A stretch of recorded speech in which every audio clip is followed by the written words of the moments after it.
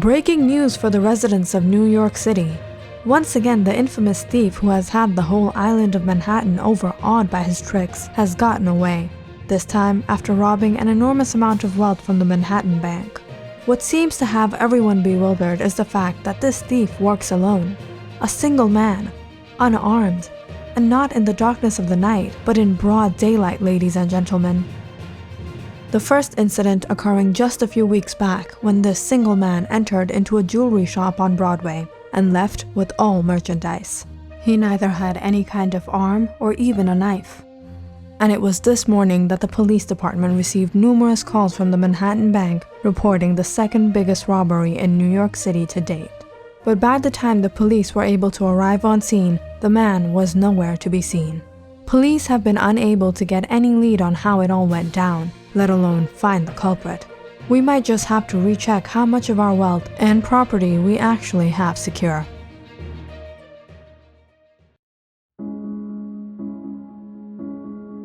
Officers, what do you have to say about the robberies that have happened in Manhattan? We've started the investigation and we're trying our best to track down this man. How can this go unnoticed? Where were the authorities when this single man entered into the bank, empty-handed? So far, we haven't figured how this man has escaped the scene with such ease, but after interviewing many eyewitnesses and people present that day, we hope to be moving forward in this case. Where was the police when he robbed the jewelry shop? Merchandise worth thousands of dollars were robbed. How can a man rob anything without any sort of arm? This is the first time something like this has occurred on the island of Manhattan. It seems too unreal that only one man is behind the crime, and that too being unarmed. There could be many involved. What is the point of having police enforcement if they can't even do their job? Is it true that the police department hasn't been able to find any clue? You don't even know how the robberies were conducted? Listen, people, we all have to cooperate to be able to hunt down this thief. Throughout our investigation, we have interviewed many people who have helped us come up with a sketch of the man. What the police department has to advise everyone is to keep their eyes out for anyone that might look like this man. When the police interviewed the eyewitnesses who were present on the day of the crime scene, they attempted to give a description of the man. He was a white man. He was tall, perhaps 5 feet 10. And quite bulky, no less than 170 pounds. I caught a glimpse of his face. He wore glasses and had a beard.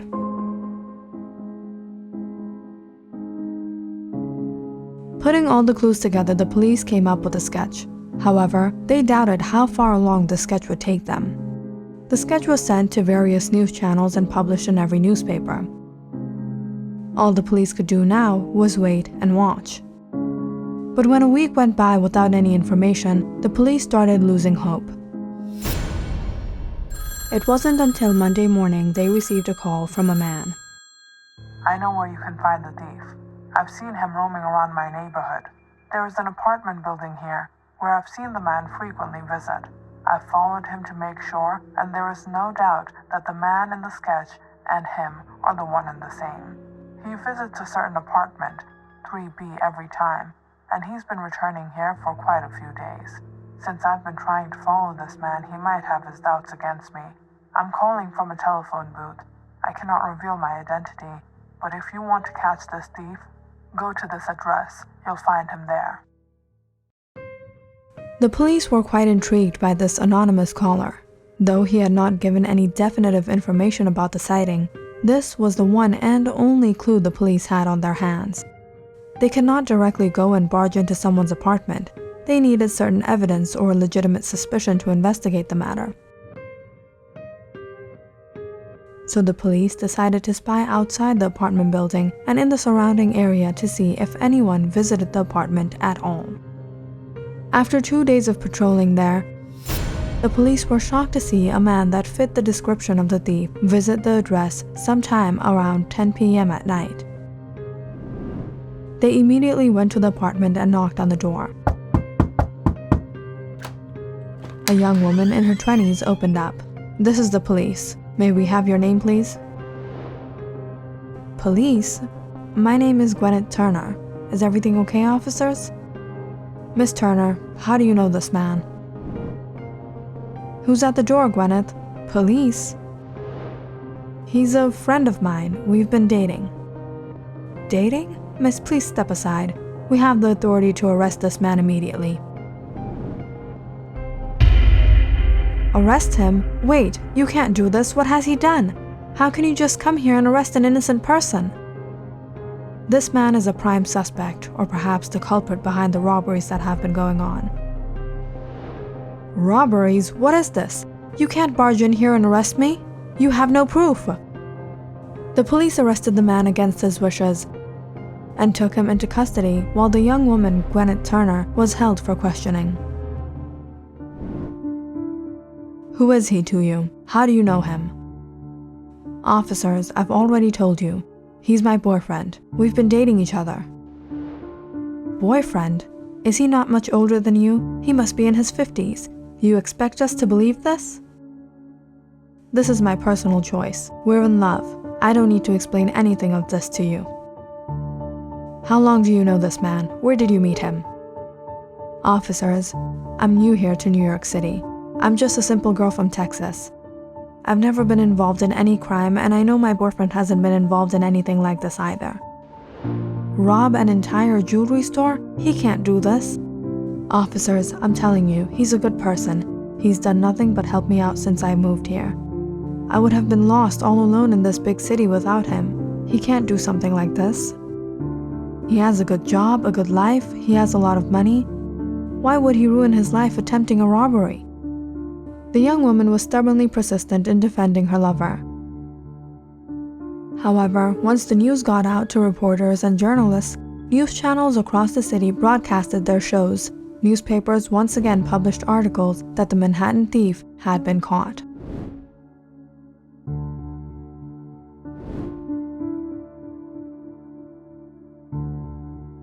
The police interrogated the man.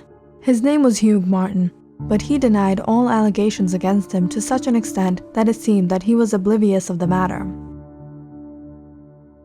It was a few days into the investigation that the man was able to speak to his lawyer and provide evidence of his presence elsewhere during the time of the jewelry shop robbery and that of the Manhattan bank robbery.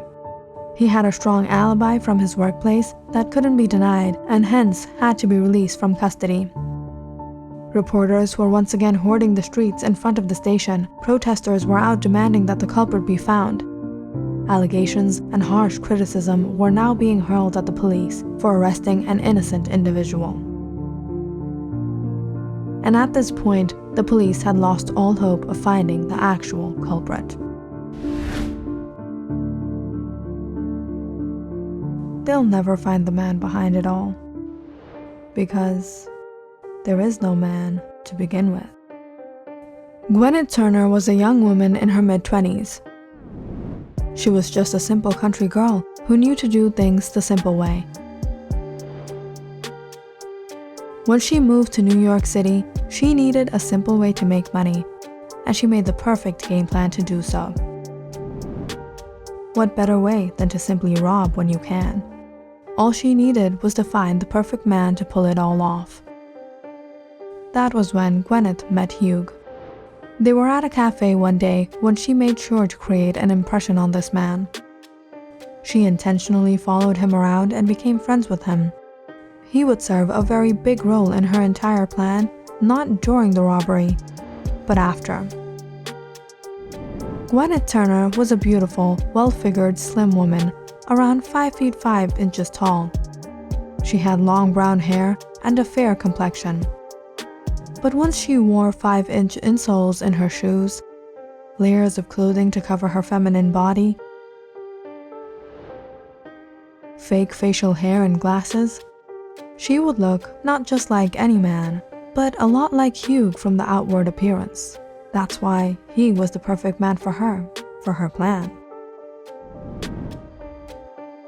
The one man who successfully robbed the jewelry shop on Broadway and the Manhattan Bank was none other than Gwyneth herself. Gwyneth had deliberately made sure that there were eyewitnesses to the robberies.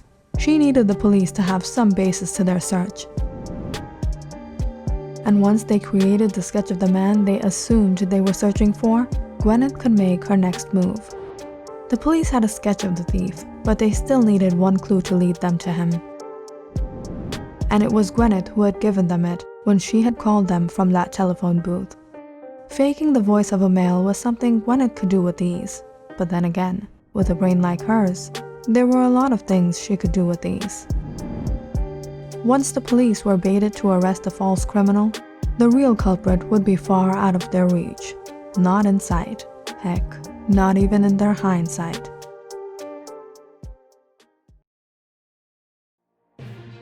Breaking news for the residents of New York City. How long will this go on, and will the police ever be able to find the Manhattan thief? Tonight, one of history's most notorious robberies has occurred once again. The third consecutive robbery committed by this single man, once again unarmed.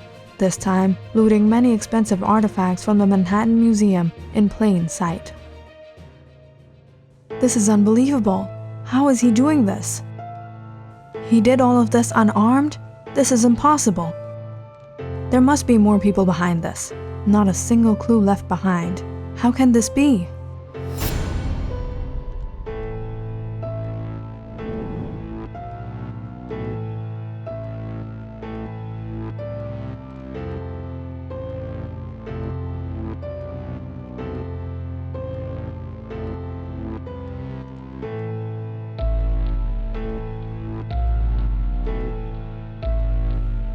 And how do I rob all of this without anything?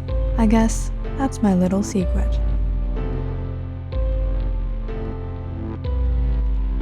Click on the subscribe button and check out more awesome videos on our channel. And don't forget to press the bell icon because you know it's interesting.